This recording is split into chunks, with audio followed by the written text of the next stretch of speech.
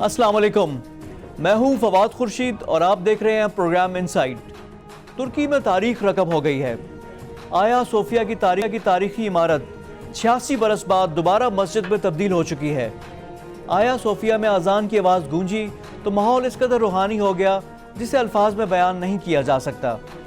جمعۃ المبارک کی نماز بھی ادا کی گئی۔ یوں اردوان حکومت نے بے مثل تاریخی کارنامہ سر انجام دیا ہے۔ ایسا محسوس ہوتا ہے کہ وقت کے ساتھ ساتھ اس فیصلے کے اثرات صرف ترکی ہی پر نہیں بلکہ پوری مسلم دنیا پر ہو سکتے ہیں۔ دوسری جانب بھارتی جاسوس کمانڈر کلبھوشن یادو کے لیے نیا آرڈیننس لایا گیا ہے۔ ایک بار پھر وفاقی کابینہ کو رونق بخشنے والے تبدیلی سرکار کے تیسرے وزیر قانون یعنی تیسری دفعہ واپس آنے والے فروغ نسیم نے اس آرڈیننس کے ذریعے بھارت کے ہاتھ کاٹنے کا دعویٰ کیا ہے۔ امید ہے کہ جناب فروغ نسیم کا کم از کم یہ دعویٰ ضرور حقیقت کا روپ دھارے گا۔ دوسری طرف حقیقت یہ بھی ہے کہ اصل اپوزیشن لیڈر کا کردار بلاول بھٹو ادا کر رہے ہیں۔ شاید وفاقی حکومت بھی اس سے خوش ہے۔ وجہ سادہ ہے، ایک تو یہ کہ نون لیگ کی قیادت کی خاموشی ڈیل کا تاثر دے رہی ہے، دوسری حکومت بھی اپنی حقیقی اپوزیشن ملک کی تیسری بڑی جماعت پیپلز پارٹی کو قرار دے رہی ہے۔ یوں سیاست کی بھول بھلیوں میں نون لیگ شاید کہیں کھوسی گئی ہے۔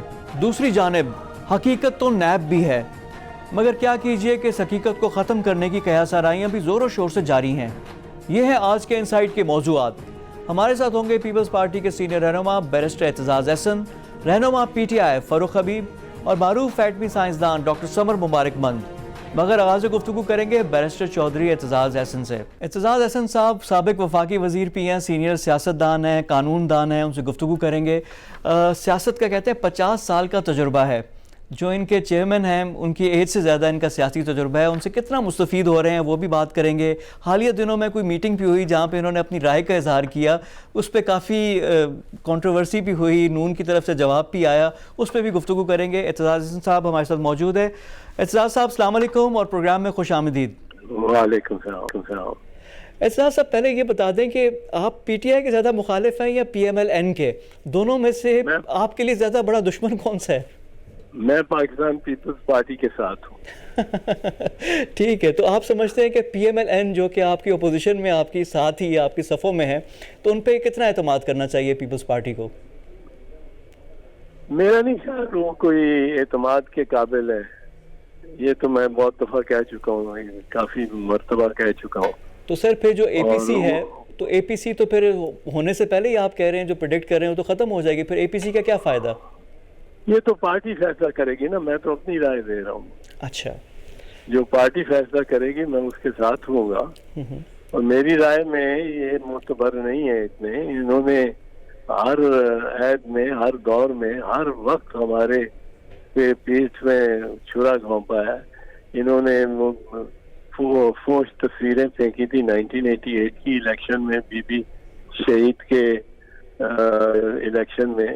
پھر انہوں نے ایسا روایت ڈالی تھی کہ وزیر اعظم آئے لاہور تو چیف منسٹر ان کو ریسیو ہی نہ کرنے جائے۔ اچھا اعتزاز صاحب، یہ جو بات ہے یہ اب اولڈ گارڈ والی بات ہو رہی ہے۔ اب پیپلز پارٹی کہہ رہے ہیں ینگ جماعت ہے، جو آپ کے چیئرمین ہیں اس وقت تو پیدا ہوئے تھے 88 میں، ان کو کیا یہ ساری باتیں یاد ہیں؟ جو ابھی جو پارٹی کی قیادت ہے کیا وہ ان باتوں کو اہمیت دے رہی ہے؟ اہمیت دینی چاہیے، دینی کیوں نہیں چاہیے، اور دے رہی ہے، اور دینی چاہیے۔ یہ لوگ یہ سی او ڈی تو انہوں نے جب کیا تھا ہمارے ساتھ 2006 میں تھا سی او ڈی کر کے، اور 2012 میں یہ پہنچ گئے تھے کالا کوٹ پہن کے میمو گیٹ میں پہ آصف زرداری صاحب کو غدار قرار دینے کے لیے اور ملک دشمن قرار دینے کے لیے۔ پھر وہ بھول گئے لوگ، وہ یہ جو ملک قیوم کو، ججوں کو انہوں نے فون کر کے کہا تھا کہ سزا دو ان کو، اور میاں بیوی دونوں، آصف زرداری اور بی بی شہید کو، دونوں کو سزا دلوائی انہوں نے، 5 سال قید، اور سارے یہ کس طرح مطلب ہے بھولنے والی باتیں، زبان کاٹی انہوں نے، زرداری صاحب والی جو بندے نے زبان کاٹی آصف زرداری صاحب کی، رانا مقبول صاحب سینیٹر ہیں ابھی، اس کو انہوں نے سینیٹر بنایا ہوا ہے۔ مبینہ طور پہ وہ تو ڈینائی کرتے ہیں. اچھا نہیں اعتزاز صاحب، یہاں پہ پھر جو آپ لوگ کہتے ہیں کمپرومائزز تو کرنے پڑتے ہیں. اب پی ایم ایل کیو کو آپ قاتل لیگ کہتے تھے، کیا کیا کہتے تھے، اس کے ساتھ آپ گورنمنٹ میں تھے. ایم کیو ایم کے ساتھ آپ لوگوں نے حکومت کی. جب اتنے کمپرومائزز ہوتے ہیں اسٹیبلشمنٹ کے ساتھ بھی آپ لوگوں نے 5 سال پورے گزارے، جو بھی اختلافات ہے سب کچھ تھا. تو اس طرح کی چیزیں تو ہوتی ہیں نا. اب کون سا آپ نے حکومت کرنی ہے، اپوزیشن تو ساتھ کر سکتے ہیں. میرے بھائی یہی تو چیز ہے کہ اس طرح تو ہوتا ہی ہے، اس طرح تو ہونا ہی ہے. مٹی پاؤ جانے دو، یہی ہے. انہی باتوں نے ہمیں خراب کیا ہے، قومی کلچر ہی ہمارا خراب کر دیا. اچھا اعتزاز صاحب، جو آپ بات کر رہے ہیں نا پنجاب کی حد تک تو بالکل ٹھیک ہے کہ اب پاکستان پیپلز پارٹی سندھ میں آپ لوگوں کی حکومت ہے. پنجاب میں نام ہی نہیں ہے، نام و نشان تک جسے کہتے ہیں نا مٹ گیا ہے. تو پنجاب میں پیپلز پارٹی کا ریوائول پاسبل ہے، اور وہ نون کو ہیڈ ٹیک آن کرنے سے ہی ہوگا آپ کے خیال میں؟ آپ کا مشورہ جو ہے. جی نون کے ساتھ مسئلہ ہے. عمران والا تو معاملہ بہت ٹھپ ہو گیا ہے، اور نون کے ہم مطلب ہے کہ ٹیلزم تو اس کی نہیں کر سکتے. اور ٹیلزم اگر وہ کروانا چاہتے ہیں، وہ تو ایک بھائی باہر بیٹھا ہوا ہے، دوسرا بھائی ہسپتال چلا جاتا ہے. ان کو چاہیے نکل کے سڑکوں پہ آئیں، ختم کرنا. بجٹ کے وقت یہ موجود ہی نہیں ہوتے اور کہتے ہیں کہ بجٹ میں ہم نے گرانا ہے. بجٹ آسان ترین طریقہ جہاں پہ کر حکومت سکتا کو تھا. اٹھانے بالکل کا. ٹھیک کہہ رہے ہیں آپ کہ وہاں پہ نمبرز ہی شو کر سکتے تھے، جو اپنی بات کرتے ہیں اس کو عملی جامہ پہنا سکتے تھے. لیکن یہاں پہ نا کمر کا مسئلہ ہے، جو بیک ہے نا وہ اتنی اسٹرانگ نہیں ہے شہباز شریف صاحب کی، تو وہ تھوڑے سے لمبے ہوئے ہیں. اور جو مریم صاحبہ ہے وہ خاموش ہے. بیک ان کی جی جی سر، پولیٹیکل بیک کا مسئلہ ہے، پولیٹیکل بیک کا. اور مریم صاحبہ کی جو زبان بندی ہے، جو خاموشی ہے، کیونکہ جب وہ سڑکوں پہ آئی تھی تو شی کریٹڈ اے سٹر. تو آپ وہ کدھر ہیں؟ یہ جب چاہتے ہیں ہمیں پتہ نہیں ہوتا، انہوں نے خاموش ہو جانا ہوتا ہے. جب چاہتے ہیں، جب امید لگتی ہے تو یہ پنڈی والوں کے ساتھ رابطے ان کے شروع ہو جاتے ہیں، اور جب وہ نا امید ہوتے ہیں تو پھر ان کو منانے کے لیے ناراض نہ ہو، بالکل خاموشی، مکمل خاموشی ہو جاتی ہے. آخرکار کوئی وجہ تو ہے کہ مریم بی بی خاموش ہے، نواز شریف خاموش ہے، شہباز شریف خاموش ہے. یعنی کوئی وجہ تو ہے. کہ خاموشی بے سبب نہیں ہے. مائکرو فون گراتے تھے اور پیٹ سے نکالیں گے اور گوال منڈی میں گھسیٹیں گے. یعنی خاموشی ان کی اعتزاز جو ہے. صاحب یہ بات تو سمجھ آ رہی ہے کہ آپ کا جو سٹانس ہے نا کہ اس میں تو نہیں ہوگی، دال نہیں گلے گی. لیکن اب دوسرا ایک ایشو بھی چل رہا ہے، وہ ہے نیب کا. ایک تو اے پی سی ہوگی، اب نیب قوانین میں، اور خاص کر جو کی ہوائیں ہیں، جو کورٹ کا آرڈر تھا کہ جو خواجہ سعد رفیق نے نہیں بھی مانگا تھا ان کو وہ بھی مل گیا. انہوں نے تو ایک وہ اپنی امانت کی درخواست اور اس کو کیا تھا، ریویو کیا تھا، لیکن جو ان کو بدلے میں مل گیا تو وہ کچھ مطلب لینا چاہیے یا پھر نہیں. کہا گیا کہ جی اہلیت پہ بھی شک ہے اور نیت کا بھی ہے اور اہلیت کا بھی فقدان ہے، اور جس طرح کی ڈیمنگ چیزیں آئی ہیں نیب پہ، وہ آپریٹو تو نہیں ہوں گی. یعنی ظاہری بات ہے اس کی قانونی کارروائی تو نہیں ہوتی، لیکن ڈیمیجنگ تو بہت زیادہ ہے نیب کے لیے. دو باتیں. ایک تو میں خواجہ سعد رفیق کو مبارکباد دینا چاہتا ہوں آپ کی وساطت سے. اس نے بڑا اسٹرانگ فیصلہ لیا ہے، اور قید بھی اس نے بڑی مردانہ وار کاٹی ہے. کوئی اب یہ نہیں بھاگنے کی، باہر بھاگنے کی. وہ کہتے تھے نا میں لوہے کے چنوں کا بھی ذکر کرتے تھے وہ. ہاں وہ ٹھیک ہے، وہ کرتے تھے. وہ گفتار کا بھی غازی ہے، کردار کا بھی غازی، دونوں طرف سے وہ غازی ہے، پر گفتار کا بھی بڑا غازی ہے. پر خیر وہ تو ہو گئی بات. رہی بات یہ کہ دیکھو نا، یہ میاں صاحبان، ان میں کوئی اتفاق کی بات نہیں ہے. ان میں آپس میں بھی ایک بھائی ایک لائن لے رہا ہے، دوسرا بھائی دوسری لائن لے رہا ہے. سر مغل بادشاہ یاد آ جاتے ہیں. ان کو کہتے ہیں نا تخت کے لیے کچھ بھی ہو سکتا ہے. اورنگزیب عالمگیر نے بھی اپنے بھائیوں کے ساتھ، وہ کہتے ہیں نا، کوئی نماز بھی نہیں چھوڑی اور نہ کوئی بھائی چھوڑا. تو وہی حال ان کا بھی لگتا ہے کہ ہو رہا ہے. نہیں آپ دیکھیں نا کہ نواز شریف نے شہباز شریف کو ساری پارلیمانی پارٹی کے سامنے وزیر اعظم بنایا. اس نے اٹھ کے ہیٹ اتار کے ٹوپی اور سینے پہ رکھ کے تسلیم کیا. بڑی تالیاں بجی کہ یہ وزیر اعظم ہے ہمارے، اور بنا دیا شاہد خاقان عباسی کو. شہباز شریف کیسے بھول سکتا ہے اس کو؟ شہباز شریف کے اولاد کیسے بھول سکتی ہے اس کو؟ اور وہ اکیلا، نواز شریف اکیلا اور اپنی بیٹی کے ساتھ گرفتار ہو کے دوسرے جہاز میں بٹھا کے اس کو پنڈی ایئرپورٹ سے اڈیالہ جیل لے گئے. اب اڈیالہ جیل اور پنڈی ایئرپورٹ کے رستے میں ہی کچھ لوگ ہوتے، وہ بھی کوشش نہیں کی کہ مسلم لیگ کی رستے میں نکالے ان کو، وہ بھی نہیں کی. مسلم لیگ نواز کا مزاج دوسرا ہے نا، وہ احتجاجی جماعت تو ہے نہیں نا. پہلے پیپلز پارٹی کے بارے میں کہا جاتا، اب آپ لوگ بھی وہ جی مزاج میرے سے سن لیں. پہلی بات تو یہ ہے کہ یہ مزاج ان کے میں خود غرضی بہت ہے. میاں نواز شریف جب 10 دسمبر 2000 کو گئے جدہ تو کسی کو پتہ نہیں لگنے دیا. غوث علی شاہ کو ساتھ نہیں لے کے گئے، چودھری نثار علی کو قید میں چھوڑ گئے، مشاہد حسین کو قید میں چھوڑ گئے. سر آپ ہی وکیل تھے ان کے، ویسے اس زمانے میں آپ ہی وکیل تھے، آپ کو بھی کانوں کان خبر نہیں، آپ وکالت ان کا کیس لڑ رہے تھے بیگم کلثوم کے ساتھ. میں ان کا کیس لڑ رہا تھا، میرے ساتھ تو انہوں نے جو کی وہ بتاؤں گا کسی دن.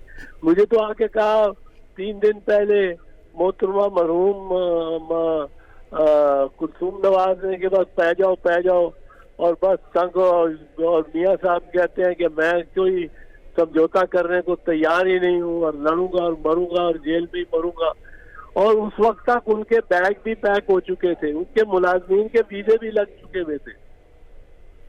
یعنی مجھے انہوں نے یہ کہا کہیں پہ نگاہیں کہیں پہ نشانہ. لیکن اعتزاز صاحب دیکھیں، نواز شریف کی، مسلم لیگ نواز کی آپ نے بات کر دی، اب پیپلز پارٹی کی کرتے ہیں تو یہاں پہ کرپشن، چوری اور پھر 10% اور اس طرح کے الزامات کہ لوٹ گئے کھا گئے وہ ہے.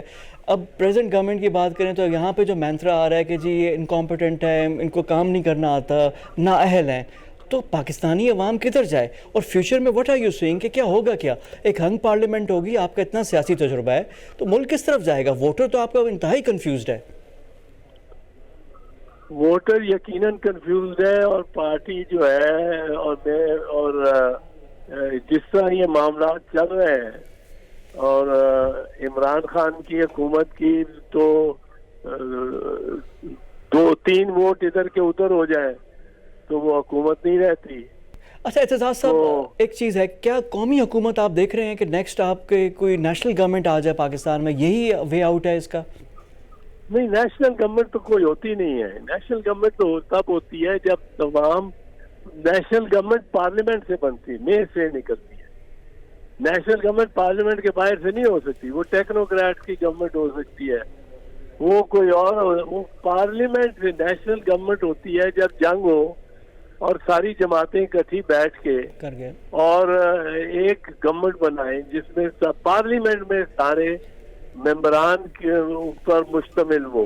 کیونکہ اعتزاز صاحب ابھی دیکھیں نا فیکشنز بنے ہوئے ہیں. پیپلز پارٹی کے پاس سندھ ہے، کچھ سیٹیں ادھر سے لے لے گی، ساؤتھ پنجاب میں الیکٹیبلز ہیں، جہاں جائیں گے ادھر ویٹ ہو جائے گا. P T I is a political reality, وہ بھی اپنی سیٹیں جو جیسے بھی پرفارمنس ہو نکالے گی. نون کے پاس اپنا ایک ہے. تو یہ تو بڑی بری طرح ہنگ پارلیمنٹ نظر آ رہی ہے فی الحال. اگر ہم ابھی کی صورتحال کو آگے پریڈکٹ کریں اور آگے فور کاسٹ کریں تو یہ تو چیز ہے. اس میں پھر جب ہنگ پارلیمنٹ ہر کسی کے پاس مینڈیٹ نہیں ہوگا تو پھر کیا ہوگا؟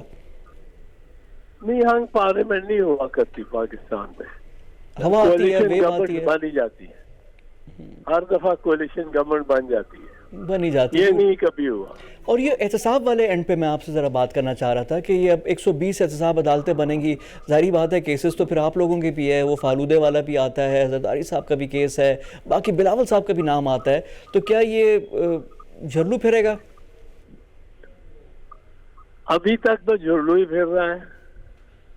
ابھی تک تو جو کچھ ہو رہا ہے وہ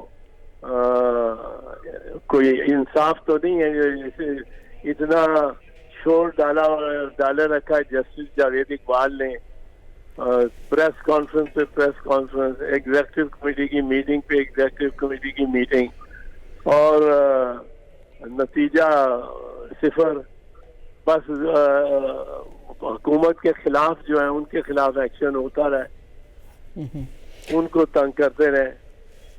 اچھا لیکن تو اب وہ سپریم کورٹ بھی پھٹ پڑی ہے اس پہ، وہ بھی ہے آپ نے دیکھا خواجہ سعد رفیق کے والے مقدمے کیس میں، اور اس کے علاوہ باقی بھی جس طرح کی نیب کے بارے میں ریمارکس آ رہے ہیں، حالانکہ وہاں پہ بھی سابقہ جج ہی ہیں اور قائم مقام چیف جسٹس بھی تھے۔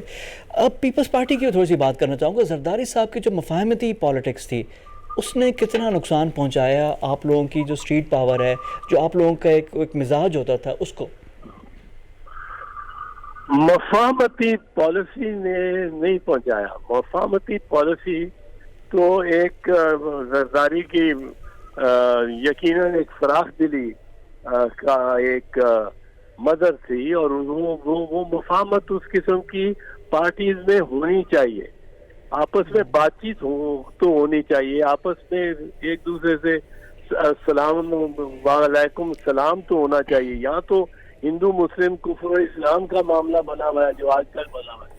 جو زرداری صاحب کی پالیسی جس سے ہمیں ذرا نقصان پہنچا ہے وہ یہ ہے کہ آپ نے یہ پہلے دن کہہ دیا کہ 4 سال تو ہم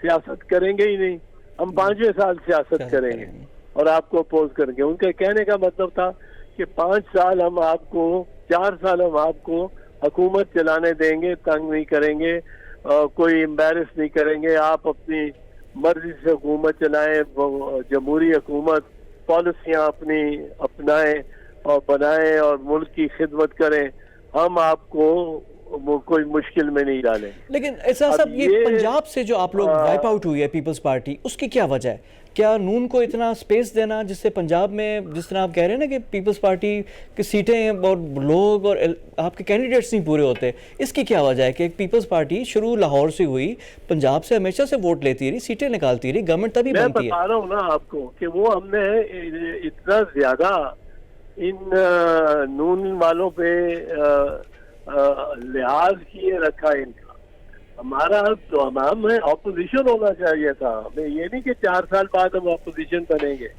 ان کا لحاظ کر کے اور اس پہ ہم نے زیادہ، ہمارے ورکر کو انہوں نے تباہ کیا ہے، ہمارا ورکر بہت نالا، بلکہ سر آپ کے جو الیکٹیبل سے کینڈیڈیٹس تھے وہ بھی پی ٹی آئی میں گئے ورکرز کے ساتھ ساتھ، یہ تو ایک علیحدہ پی ٹی آئی نہیں، میں پیپلز مسلم لیگ نواز کی بات کر رہا ہوں۔ پی ٹی آئی تو ابھی سر وہ پیپلز پارٹی کا، سر آپ کے جو ایم این اے الیکٹڈ آپ کے ٹکٹ پہ جو ہوئے ہیں نا سر، وہ سارے پی ٹی آئی میں آپ گئے ہوئے ہیں۔ لیکن جو 30-35 سال مسلم لیگ نواز رہی ہے اور اس کا ہدف بنیادی طور پہ ہم ہی رہے ہیں، اور یہ دیکھیں یہ ساری ضیاء الحق کی ٹیم ہے۔ اگر بیٹا نہیں تو والد ضیاء الحق کا تھا، خواجہ صفدر صاحب، شاہد خاقان عباسی صاحب کے والد، میاں محمد نواز شریف، شہباز شریف، چودھری نثار علی، یعنی ضیاء صاحب کی ٹیم ہے یہ، ضیاء الحق صاحب کی، یہ مشاہد حسین، یہ ضیاء الحق کی ساری ٹیم تھی، اور وہی ساری اس وقت احسن اقبال ان کی والدہ ان کی ٹیم میں تھی۔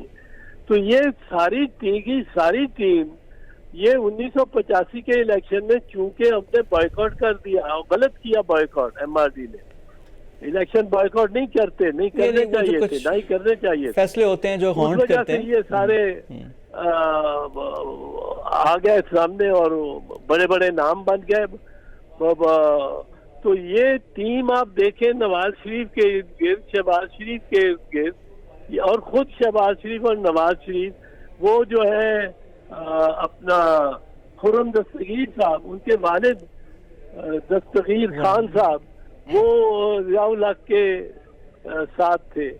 یہ راجہ ظفر الحق صاحب اوپننگ بیٹسمین ہاؤس سینٹ میں، آپ اوپننگ بیٹسمین تھے ضیاء الحق کے۔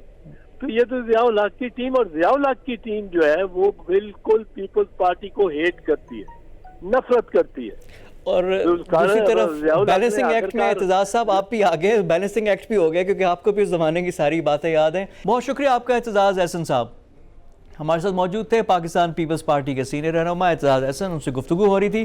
یہاں پہ وقت ہو گیا ایک بریک کا، بریک کے بعد آ کر فاروق حبیب صاحب جو پاکستان تحریک انصاف کے نمائندے بھی ہیں، پارلیمانی سیکرٹری بھی ہیں، ان سے گفتگو کریں گے، ہمارے ساتھ رہیے۔ میرے ساتھ ابھی موجود ہیں فاروق حبیب صاحب، ایم این اے ہیں، پارلیمانی سیکرٹری ہیں ریلویز کے۔ پاکستان تحریک انصاف کا چہرہ اگر کن لوگوں کو کچھ کہا جاتا ہے تو ان میں ان کا شمار بھی ہوتا ہے۔ انصاف اسٹوڈنٹ فیڈریشن سے بھی انہوں نے اپنی سیاست شروع کی، اس کے بعد پی ٹی آئی کے ڈپٹی سیکرٹری جنرل بھی یہ رہ چکے ہیں سینٹرل۔ بات کریں گے، میاں فاروق حبیب ہمارے ساتھ موجود ہیں۔ فاروق صاحب السلام علیکم اینڈ ویلکم ٹو دا شو۔ وعلیکم السلام، بہت شکریہ۔ فاروق صاحب، ٹو بگن ود، جتنے بھی پولیٹیکل یہ مینوورنگ ہو رہی ہے، اپوزیشن کی طرف سے بھی آ رہی ہیں چیزیں، کیا گورنمنٹ کو کوئی خطرہ ہے؟ دیکھیں، میں سمجھتا ہوں کہ حکومت کو تو ڈے ون سے جو ہے وہ اپوزیشن سازشیں کرنے کی کوشش کر رہی ہے کہ کسی طریقے سے جو ہے وہ حکومت کو چلنے نہ دیا جائے، لیکن مسئلہ یہ ہے کہ اپوزیشن اپنی خود اپوزیشن ہے، کیونکہ آپس میں جو ہے وہ ان کا نہ تو کوئی اتحاد ہے، نہ کوئی ان کا اتفاق ہے، نہ ان کا جو ہے وہ آپس میں نظریات ملتے ہیں۔ صرف ایک ان کا ون پوائنٹ کامن ایجنڈا ہے، وہ ان کا ہے کہ کرپشن بچاؤ تحریک، کرپشن بچاؤ مہم، اور اس کے اوپر یہ ایک ہیں، یہ چاہتے ہیں کہ کسی طریقے سے جو احتساب کے ادارے ہیں اس احتساب کے ادارے کو ہی بند کر دیا جائے۔ اب تو کھلم کھلا ان کی زبان کے اوپر جو ہے یہ مطالبات سامنے آنا شروع ہو چکے ہیں، تو اس کا مطلب یہ ہے کہ ان کو صرف کلین چٹ دے دی جائے اور احتساب کا ادارہ بند کر دیا جائے۔ دنیا میں کہیں ایسی مثال جو ہے وہ موجود نہیں ہے۔ دنیا میں جہاں کہیں اختیار ہوتا ہے وہاں پر اکاؤنٹیبلٹی بھی ہوتی ہے، اور جو ذمہ داری آپ کو ملتی ہے اس ذمہ داری کے اندر اگر آپ میل پریکٹسز کرتے ہیں، اختیارات کا ناجائز استعمال کرتے ہیں، اور پاکستان میں آپ کے علم میں ہے کہ کرپشن ایک بہت بڑا پاکستان کا ایک مسئلہ رہا ہے ماضی کی حکومتوں کے اندر، 2 سال اور ہو گئے گورنمنٹ کے۔ بھی ہوتے ہیں۔ دیکھیں، یہی مینٹرا تھا جو تحریک انصاف کو گورنمنٹ میں لے کر آیا، کرپشن کے خلاف عمران خان کا جو انفلنچنگ جو نیریٹو تھا اس نے آپ کو اسمبلیوں میں پہنچایا، آپ کو گورنمنٹ مل گئی، لیکن اس 2 سال میں کیا احتساب ہوا؟ کس سے کیا چیز وصول ہوئی؟ دیکھیں، بات یہ ہے کہ جہاں تک رہی وصولیوں کی بات، تو آپ کے علم میں ہے کہ نیب کا ادارہ جو ہے وہ اپنے کام کر رہا ہے، پارلیمنٹ کا ایک ایکٹ ہے، اس کے تحت نیب کو اختیارات ہیں۔ فاروق صاحب، کیا واقعی کر رہے ہیں؟ کیا نیب واقعی کام کر رہے ہیں؟ اور اب جو نیب لاز میں تبدیلی ہے اس میں تحریک انصاف کی گورنمنٹ یعنی مل کر یہ اس میں چینجز ہوں گی نا، تو آپ لوگ کتنا اس میں اپوزیشن سے تعاون کریں گے؟ دیکھیں، پہلی بات تو یہ بڑی کلیئرٹی ہونی چاہیے کہ اگر کوئی یہ چاہتا ہے کہ نیب کے ادارے کو ہی سرے سے بند کر دیا جائے تو میں سمجھتا ہوں کہ یہ بالکل تحریک انصاف اس چیز کا حصہ نہیں بنے گی۔ دوسری بنیادی چیز یہ ہے، ہاں، نیب کے قوانین کو مزید سخت کرنے کی ضرورت ہے۔ نیب کی جو پراسیکیوشن کا نظام ہے اس کو بہت زیادہ بہتری کی ضرورت ہے، اور جو نیب کے وہ کیسز ہیں وہ قانون کے اندر سپریم کورٹ نے جو خواجہ سعد رفیق اور سلمان رفیق والے کیس پہ جو آبزرویشنز آئی ہیں سپریم کورٹ کی، سر وہ تو بڑی ڈیمنگ ہے، اور آپ نے کہا احتساب کی تحریک انصاف چاہتی ہے کہ احتساب ہو، تو کے پی میں بھی ایک احتساب کمیشن تھا، اس کو کیوں بند کر دیا گیا؟ دیکھیں، بات یہ ہے کہ جو احتساب کمیشن آپ خیبر پختونخوا کے حوالے سے بات کر رہے ہیں تو وہاں پر ایک اینٹی کرپشن کا ادارہ بھی ہے، پنجاب میں بھی اینٹی کرپشن کا ادارہ ہے، وہ اپنی سطح کے اوپر کام کر رہے ہیں، اور وفاق میں جو ہے وہ نیب موجود ہے۔ تو اتنے اداروں کی موجودگی کے اندر جو ہے وہ آپ باقی اداروں کو بنا کے اوور لیپنگ نہیں کر سکتے۔ وہ سسٹم جو ہے وہ آپ نے دیکھا کہ اس سسٹم کے تحت اب ہم نے اینٹی کرپشن کام کر رہی ہیں۔ آپ کے علم میں ہونا چاہیے کہ اینٹی کرپشن کا سال کا بجٹ 2 ارب روپے تھا پنجاب میں، پچھلے 5 سال میں ریکوری 0 تھی۔ آج جو ہے وہ انہوں نے اربوں روپے کی زمینیں بھی ریکور کروائی ہیں، اور ان لوگوں سے جو ان لوگوں نے کرپشن کیا ان سے پیسے بھی ریکور کر رہے ہیں۔ تو یہ ایک ہوتا ہے پولیٹیکل ول کی ضرورت ہوتی ہے، اور اس کے ساتھ ساتھ جو نیب میں بار بار بات ہوتی ہے، دیکھیں نیب کا جو سپریم کورٹ کا فیصلہ ہے، سپریم کورٹ یہ بھی کہہ رہی ہے کہ 120 نیب کی عدالتیں قائم کریں۔ وہ نیب ایکٹ کے اندر گنجائش ہے، حکومت جو ہے اس کے اوپر پراپر ایک تیاری کر رہی ہے کہ کس طریقے سے ان کو فعال بنایا تاکہ جو یہ کرپشن کے کیسز ہیں یہ ڈیلے نہ ہو، ان کو جو ہے وہ آپ جو ہے وہ ایک سپیڈی وے سے ان کیسز کو آپ نمٹائیں، جن کے اوپر ریکوری بنتی ہے ان کے اوپر فیصلے آئیں، ان سے ریکوری کروائی جائے، اور جو لوگ اس کے اندر انوسینٹ ہیں ان کو انوسینٹ ثابت کیا جائے۔ فاروق صاحب، یہ بہت اچھی بات کی آپ نے، بہت اچھی بات کی ہے۔ اب یہی ہے کہ احد چیمہ سے کیا ریکوری ہوئی، کیا فیصلہ ہوا، فواد حسن فواد سے کیا ہوا، شہباز شریف سے کتنے پیسے ریکور کر لیے ہم نے، خواجہ سعد رفیق، سلمان رفیق کو بھی ہم نے اندر رکھا۔ اور پھر ایک اور بات ہے کہ جو بھی ہو رہا ہے اپوزیشن کا ہو رہا ہے، اب پیپلز پارٹی کہہ رہی ہے خورشید شاہ کو کتنے عرصے سے آپ نے رکھا ہوا ہے، تمام اپوزیشن کے رہنما یعنی احسن اقبال ہو، شاہد خاقان عباسی ہو، مفتاح اسماعیل ہو، یہ سب کچھ ادھر ہی ہو رہا ہے، اور آئل کے دوسری طرف کہتے ہیں جو بھی ہو جائے، عالم جبہ کی بات کرتے ہیں، بی آر ٹی کی بات کرتے ہیں، ہیلی کاپٹر کیس کی بات کرتے ہیں، وہاں پہ کارروائی نہیں ہوتی. آپ کے اگر کوئی منسٹر پہ بات آتی ہے تو استعفیٰ ہوتا ہے. ابھی اسد کھوکھر سے صرف استعفیٰ لیا، کارروائی کیوں نہیں ہو رہی؟ Why are not people going behind the bars? دیکھیں بات یہ ہے کہ جب ہم بات کرتے ہیں اپوزیشن کی تو یہ وہ لوگ ہیں جو کہ 3 بار اقتدار میں باریاں لے چکے ہیں. بہت سارے جو ہیں وہ 5 6 بار منسٹرز بن چکے ہیں. ان سے کبھی کسی نے سوال ہی نہیں پوچھا. آپ یہ دیکھیں نا کہ ایک آدمی جو ہے وہ سکوٹر کے اوپر پھرتا تھا لیکن سیاست کے علاوہ اس کا کاروبار بھی کوئی نہیں تھا، تو سیاست میں جو آ کے اس نے پیسے بنا لیے تو اس کا حساب تو اسے دینا پڑے گا. اب اگر ایل این جی کے مہنگے ٹھیکے کریں گے کسی فرم کے ساتھ مل کے 15 سال کے لیے ملک کو بائنڈ کریں گے تو آپ کہیں کہ اس کا حساب بھی نہ پوچھا جائے. تو یہ تمام ریفرنسز کو ہمارے نئے بنائے ہوئے ریفرنسز نہیں ہیں. یہ وہی ریفرنسز ہیں جو پیپلز پارٹی کے اوپر بنا کے گئی تھی، جو نون لیگ پیپلز پارٹی کے اوپر بنا کے گئی تھی. وہی کیسز ہیں یا کوئی کیسز ایسے ہیں جن کی کوگنیزنس جو ہے وہ نیب نے خود لی ہوئی ہے، ان کو لے کے آگے چل رہے ہیں. ہمارے خلاف سن لیں ہمارے خلاف بھی جو ہے وہ کاروائیاں ہوئیں. نیب نے علیم خان کو بھی گرفتار کیا، وہ بیل پر ہیں. نیب نے سفطین خان کو بھی پکڑا، وہ بیل پہ ہیں. سرور خان کے خلاف انکوائری انہوں نے آغاز کر دی. انہوں نے صرف فرق یہ ہے کہ ہم یہ نہیں کہتے، نہیں ٹریٹمنٹ کا فرق نہیں ہے. ہم صرف یہ نہیں کہتے کہ نیب ہمارے خلاف انتقامی کارروائی کر رہا ہے. ہم کہتے ہیں کہ انڈیپینڈنٹ ادارہ ہے. سر آپ لوگ یہ کہیں گے جب آپ اپوزیشن میں جائیں گے اس گورنمنٹ کے بعد، دیکھیں سر جب نیب بنا اس کے بعد پیٹریٹ بنی، کیو بنی، وہ نیب کی بلبوتے پہ ہی بنی نا. اس میں بلیک میلنگ سے پہلے احتساب بیورو جو تھا وہ بھی یہی کام کر رہا تھا کہ یہ ایک اپوزیشن کا ہی احتساب ہو رہا ہے، چیزیں ہو رہی ہیں. اب اسی طرح جب آپ لوگ بھی اب بات کر رہے ہیں کہ ٹھیک ہے جی اپوزیشن کو رگڑا لگا دو، وہ چیز ہو رہی ہے، تو آئل کی دوسری طرف بھی ہوتا ہوا نظر نہیں آ رہا. اور جو ٹریٹمنٹ ہے اس میں بہت فرق ہے. اور جیسے ہی اگر وہ آ جائیں ادھر تو کچھ نہیں ہوتا. آپ نے کہا 3 دفعہ حکومت کی ہے، آپ کی اپنے بینچز پہ لوگ بیٹھے ہوئے ہیں جو کہ پہلے دوسری پارٹیوں میں تھے، ان کے خلاف بھی چیزیں تھیں لیکن اب کچھ بھی نہیں ہو رہا. تو یہ چیزیں سوال اٹھاتی ہیں. دیکھیں بات یہ ہے، میں آپ کو اس کی ایگزامپل دیتا ہوں. آپ نے کہا کہ ہمارے خلاف نہیں کارروائیاں ہوئی. مجھے آپ یہ بتائیں کہ عمران خان ایم این اے صرف رہے ایک بار 2002 کے اندر. عمران خان کے پاس تو نہ تو کوئی سرکاری عہدہ تھا ان کے پاس، نہ وزیر اعظم تھے نہ وزیر تھے. لیکن حنیف عباسی کیس لے کر گئے سپریم کورٹ کے اندر. عمران خان نے اپنی 45 سالہ کمائی کا حساب دیا، 60 ڈاکومنٹ جمع کروائے. ہم کو قطری ڈیڈ نہیں لے کے گئے، ہم کو جعلی ٹرسٹ ڈیڈ نہیں لے کے گئے، اور نہ ہی ہم نے اس وقت کہا کہ ہمارے خلاف انتقامی کارروائی ہو رہی ہے. ہم نے ان تمام چیزوں کا سامنا کیا. ان کی اداروں کو لگا کے انہوں نے کچھ چیزیں ڈھونڈنے کی کوشش کی کہ عمران خان کے بارے میں کچھ نہیں مل سکی.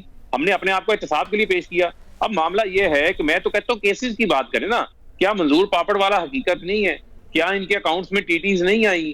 ان کے اکاؤنٹس میں جو ہے وہ 800 گنا اضافہ جو ہے ٹی ٹیز کے ذریعے ہوا، اور وہ لوگ ٹی ٹیز بھیج رہے ہیں جو کبھی برطانیہ گئے بھی نہیں. مردوں کے اکاؤنٹ سے پیسے نکل رہے ہیں.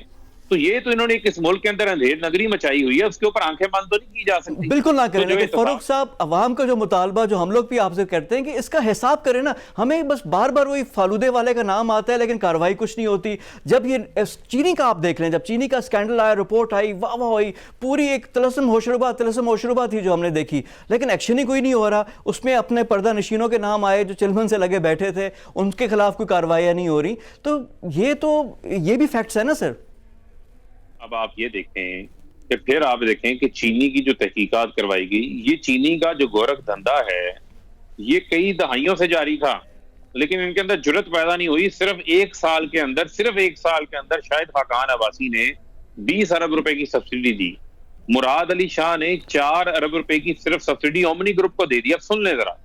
اب جب ہم کیس پروسیڈ کروانے کے لیے بھیجا ایف آئی اے کو، نیب کو، تمام شوگر مل ایسوسی ایشن کے لوگ جمع ہو کے کبھی اسلام آباد ہائی کورٹ میں چلے جاتے ہیں، کبھی سپریم کورٹ کے اندر سٹے لینے چلے جاتے ہیں.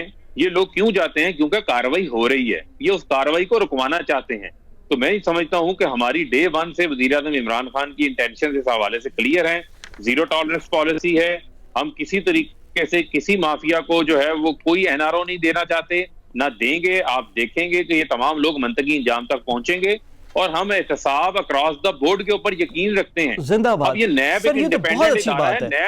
آپ کہہ رہے ہیں نا شوگر والے روک رہے ہیں، شوگر والے جہانگیر ترین روک رہے ہوں گے، ان کی بڑی شوگر ملز ہیں، مخدوم خسرو بختیار کا نام ہے، مخدوم جواں بخت کا نام ہے، مونس علائی کی بھی کچھ شیئرز ہیں، وہ روک رہے ہیں، یہ لوگ عدالتوں میں گئے ہیں آپ کی حکومت کے خلاف، یہ جو آپ کے اپنے اتحادی آپ کے اپنے لوگ ہیں، کیا یہ آپ لوگوں کو رکاوٹ کر رہے ہیں انصاف میں؟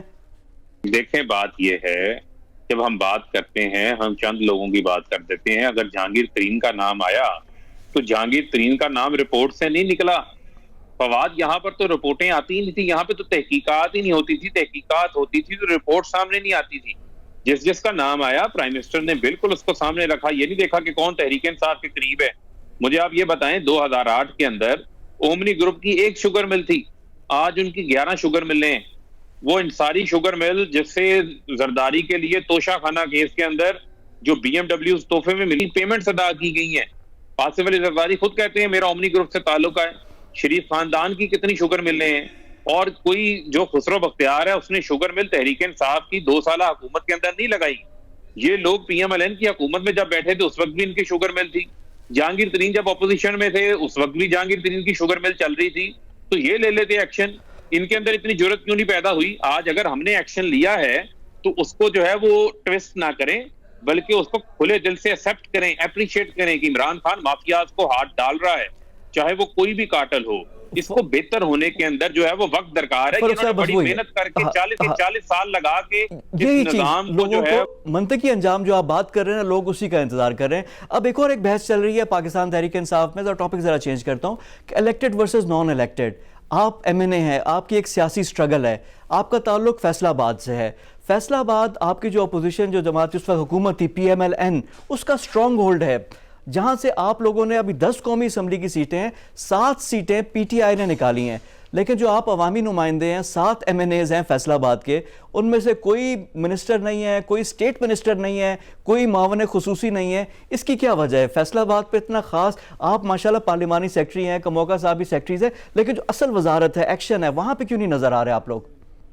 بات یہ ہے کہ اس کا فیصلہ تو جو ہے وہ وزیر اعظم نے کرنا ہے، اور میں سمجھتا ہوں کہ جو فیصل آباد ہے، فیصل آباد کو بھی اس کی نمائندگی ملنی چاہیے.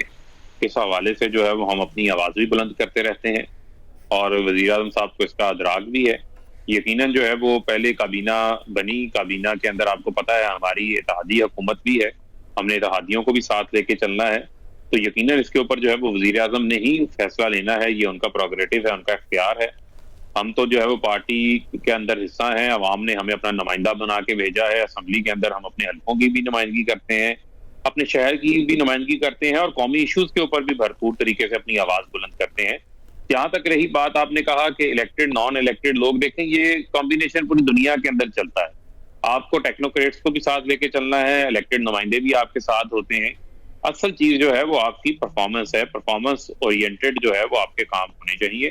اگر کسی کی پرفارمنس ٹھیک نہیں ہے اس کے اوپر اعتراض اٹھانا چاہیے، اس کے اوپر آپ بھی سوال پوچھ سکتے ہیں، اور ہمارا حق بھی ہے اس کے اوپر اپنی جماعت کے اندر ودن جو ہے وہ فریم ورک کے اندر رہ کے اس کے اندر بات کرنا. ہم اپنی بات فاروق صاحب ویسے مزے کی بات ہے کہ فریم ورک میں نہیں رہ رہے. آپ کی جو اپوزیشن ہے نا ماشاءاللہ وہ آپ کی اپنی پارٹی سے زیادہ ہے کہ باقی اپوزیشن آپ بالکل فلیٹ ہوئی ہوئی ہے، اس حساب سے نہیں کر رہی. فواد چودھری آ جاتے ہیں، غلام سرور آ جاتے ہیں، ان کی نا آپس میں جو چیزیں ہوتی ہیں وہاں سے ہمیں بڑی چیزیں پتہ چل رہی ہوتی ہیں کیا ہے. الیکٹڈ نان الیکٹڈ میں ایون آپ کے فیصل آباد کے راجہ ریاض نے جو بات کی ہے، کرپشن پہ انہوں نے بات کی ہے کہ اب اس کا ریٹ بڑھ گیا ہے. یہ ساری باتیں دے آر ویری انٹرسٹنگ، اور ہمارے لیے بھی ایک چیزیں اور آپ لوگوں کے لیے بھی لمحہ فکریہ اور ایک فوڈ فار تھاٹ ہے.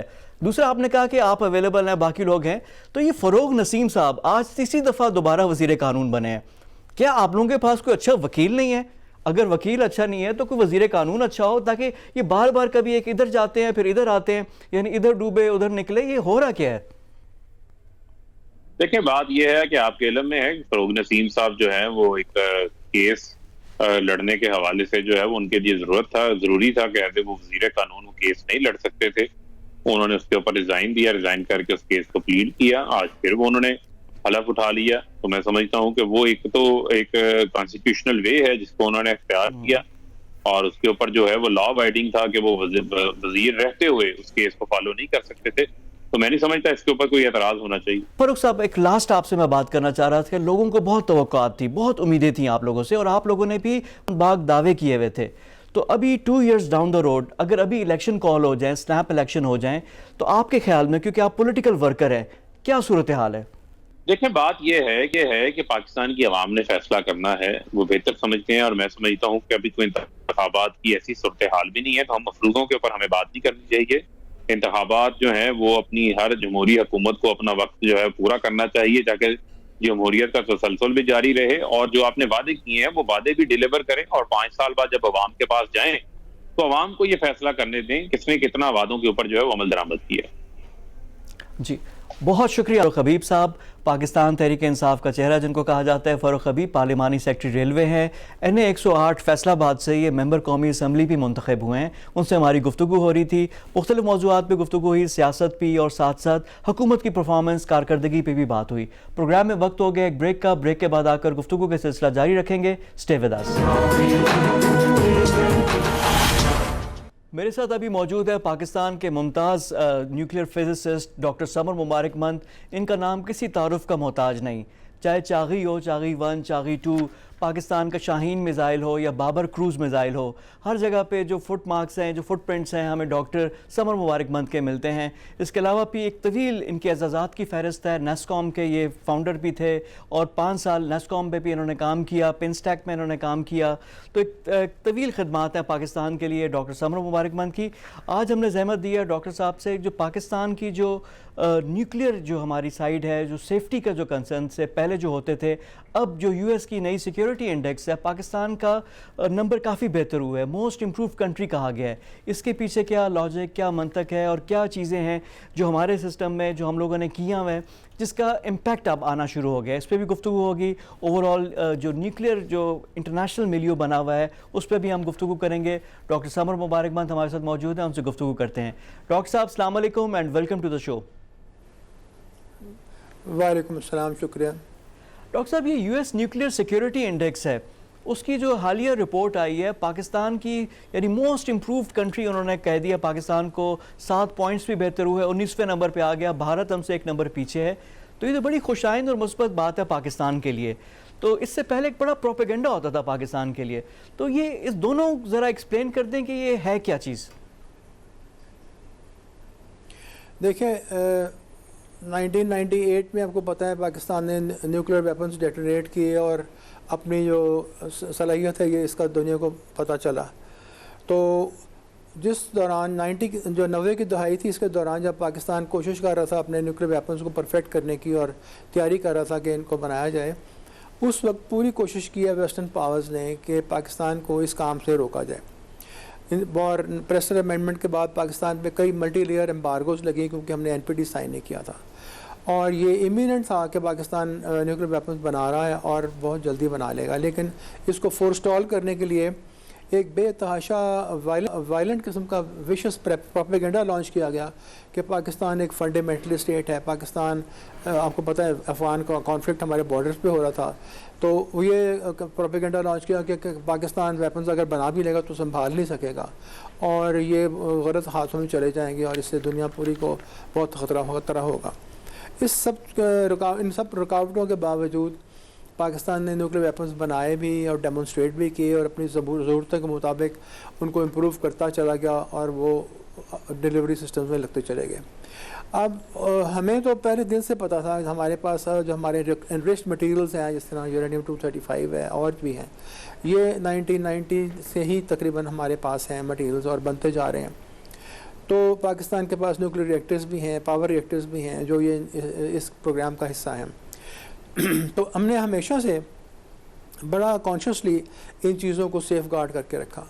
ہم نے اپنا جو کمانڈ اینڈ کنٹرول سسٹم ہے اس کو 95 کے تھوڑا سا قریب لگ بھگ میں ہم نے اس کو تشکیل دیا اور اس کو اپنی ضرورتوں کے مطابق تشکیل دیا، اور جو خطرات ہمیں نظر آ رہے تھے ان خطرات کو کے سامنے رکھ کر ان کو اور ہم نے سیف گارڈ سسٹم کو ہم نے بنایا تاکہ ہماری چیزیں محفوظ رہیں۔